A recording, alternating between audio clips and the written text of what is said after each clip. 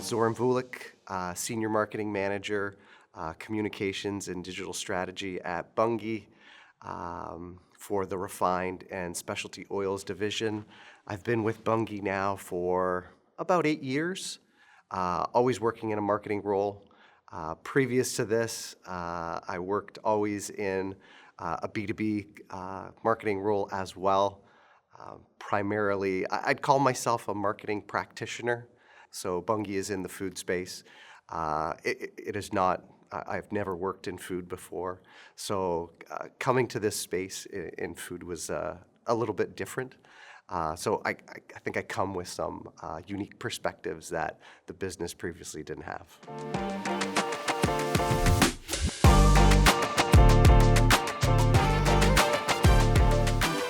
Before we had Highspot, we ran a pilot basically in the Canadian group, and the Canadian group had some ambitious goals that they were trying to reach, and my job was to help them do that. So the Canadian group had two different divisions. One's for food service, and another that is for their ingredient manufacturers, with a very mature Salesforce that did not have probably the love and attention that it required. So there was a lot of building that was required.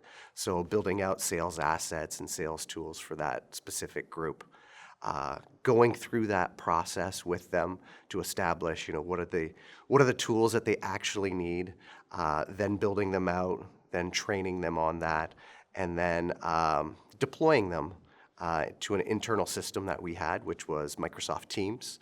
I kind of came to the realization that this is not scalable, where at every single point when there was a question or needed further clarification, it came directly back to me. And at that point, I was like, if I'm ever going to be able to get to some of the other parts of my job, which is primarily around comms and lead generation, I'm going to really have to fix this particular issue of a resourcing and a scalability issue. So that kind of gives you a little bit of the context that we had before we had Highspot.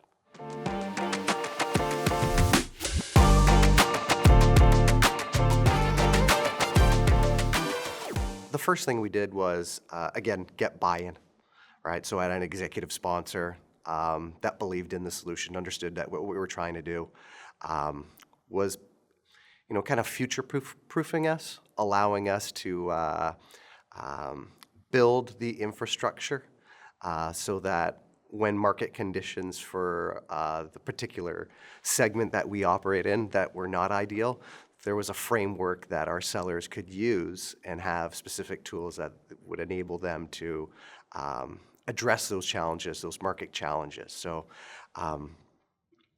I'd say one of the big things that came out of this was getting the sellers to start self-serving themselves and then providing a solution for them where they work or where they're supposed to work, which is salesforce.com, and really, really enforcing that this is where communication and the tools that are going to be provided to you are going to be served up to you, and leaning into that and then getting buy-in again from senior leadership on the sales side, senior leadership on the executive side. And so what has happened is there's been a great reduction in the amount of, I'll just call it noise, of where's this, how do I find this? It's now, they're trained now to go to Highspot to view where is the latest sales material, where are the latest training materials that are there. Typically now the types of engagement I'm getting from the sellers is a validation that it doesn't exist there, which is I've already checked, I just wanted to make sure it's not there. And I'm like, yes, you are correct.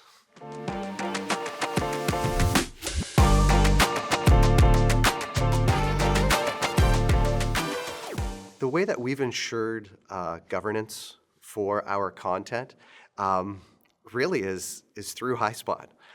Previously, we didn't have a very great system in terms of managing that.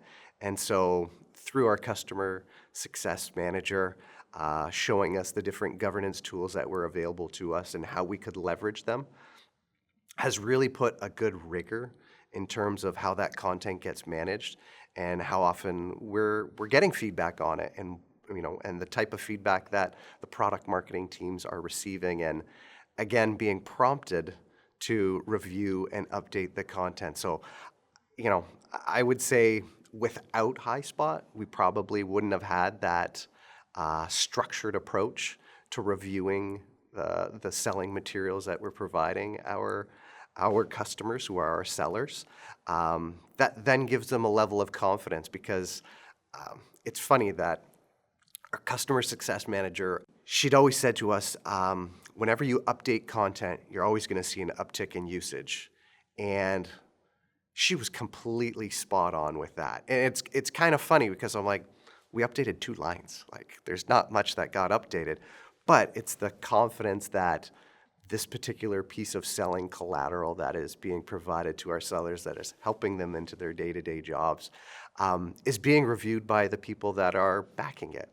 And it does make a difference. And I think that governance, it's just put some guide rails for us to allow us to make sure that we're delivering the value that we should.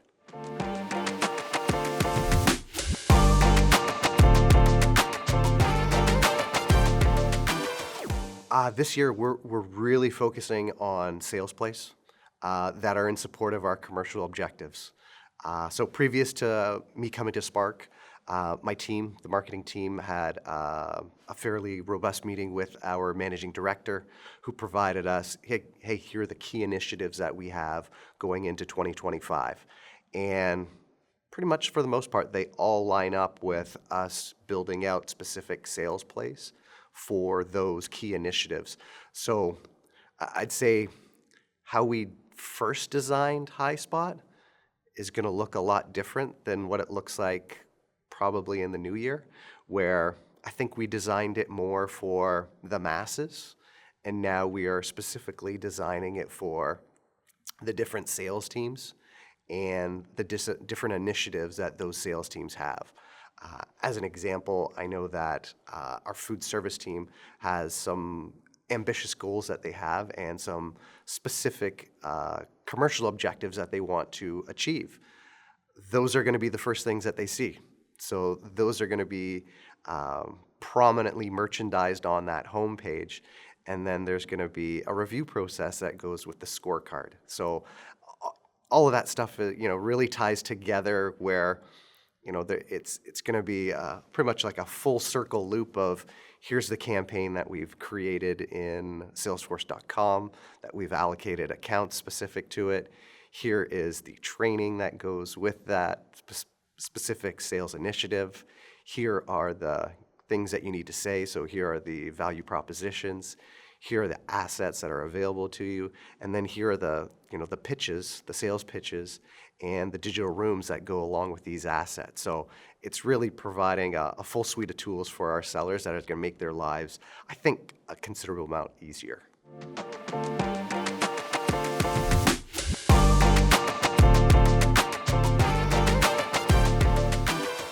It's significant.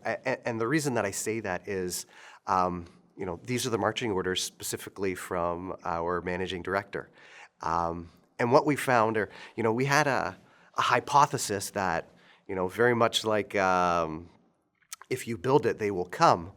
Not necessarily true, right? As much as we'd like to think that we are the most important people with our sellers, it's typically their managers that are the most important. And so having initiatives that are coming directly down from our managing director to the sellers that we can then specifically point to, and then have scorecards and campaign initiatives that we can point to and say, here's the impact that this has had within the organization, month to month, quarter to quarter. Here are the activities that we know that roll up specific to this initiative, and here are the external campaigns that we have that are in support of this. Like, that's all data that now we can use to make better decisions, which is, do we have the right amount of effort?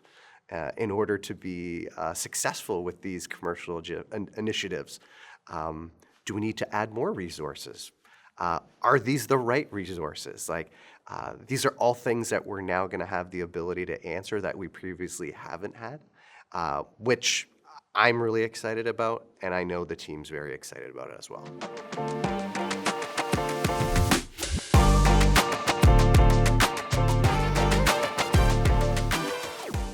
Very much around auto docs, specifically.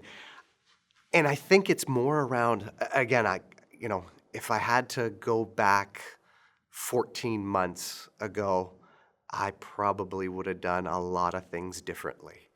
The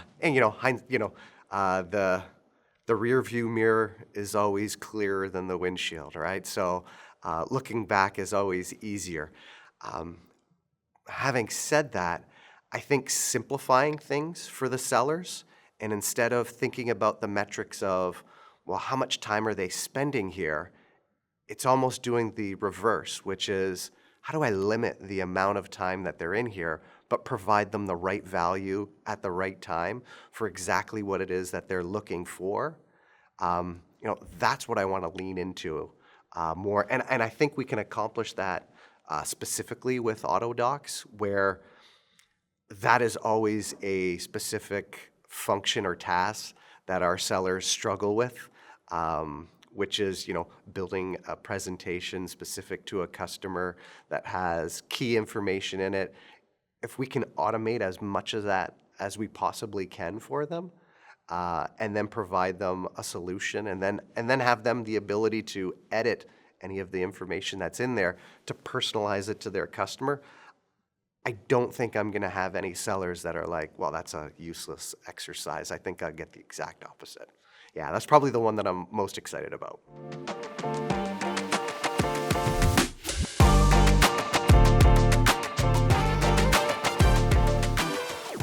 I would say for sure is getting that executive buy-in and support is probably the biggest aha moment that I had. When we first did our implementation, we had a cross-functional team across a bunch of different different sales orgs that had different, reporting lines with them, and then we had product management involved, sustainability, sales ops, and what I learned from that specifically is, if myself and my partner, Paul Higgs, who's the other I'd say owner of the platform, really leaned into or really gleaned from this is, as much as people love looking at our extremely handsome faces, they're really not going to do what we're asking them to do unless it's being driven from their manager. And so what we've really leaned into is, if we can get the buy-in from the managers, we start to see buy-in from the users. And then when we get buy-in from our managing director, we really get buy-in from everyone down. And so I'd say that's probably the biggest win that we've had. And then I'd also say, looking at the metrics that we've had over the last 14 months or so, the amount of repeat use that we've had from users that are constantly going in there, again, finding the material that they are looking for. And again, it's very counterintuitive, which is they only spent 45 seconds to a minute and a half versus 6 minutes. You would think 6 minutes is much better than a minute and a half, but it's actually the opposite, because sellers have a tough job.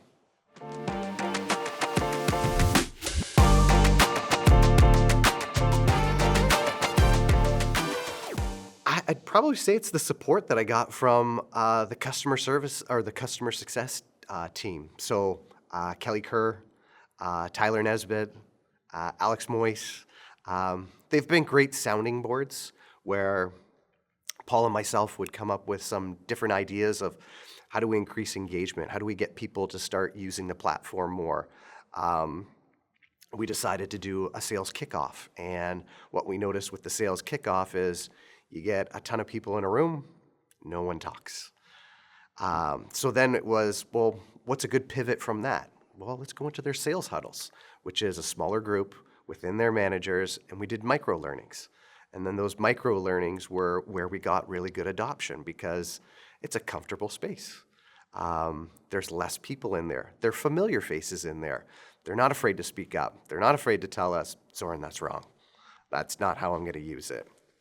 And because of that, I think it's allowed us to pivot to the spot where we are right now, where we're looking at these are the things that we're going to do that are going to make an impact with our sellers to make their lives a little bit easier.